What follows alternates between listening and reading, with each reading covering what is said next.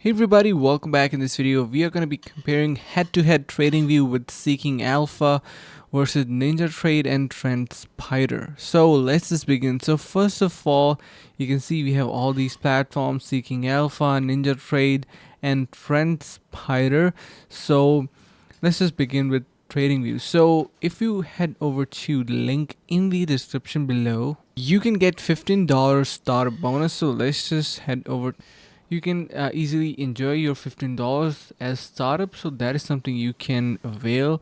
So yeah, now the platform itself looks really neat, and you can see we have graphs and all these numbers going on. You have your crypto, and you can see you can switch between the charts and everything you can go with.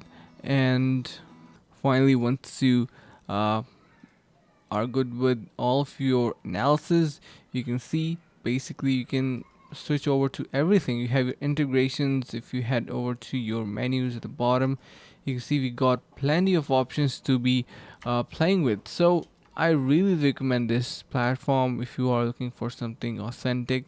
Then we have our Seeking Alpha. So this platform is also really detailed and give you a really wide range of options to go with, but the platform looks a bit non-user friendly. You can see we have dividends, we have market data and everything showing up on the left side. You can see all of these options, so not that great like we have on TradingView. So we have NinjaTrade. So this is also great platform. You can see we can get started with our chart and everything. So we have everything provided by NinjaTrader. Even if you want to do your you can say like dummy trading, you have that option as well. So I really enjoy this platform as well, NinjaTrader. You can simply try this one as well. And but still it's not as much diverse as the TradingView, because this is the original, gives you ton of options to go with.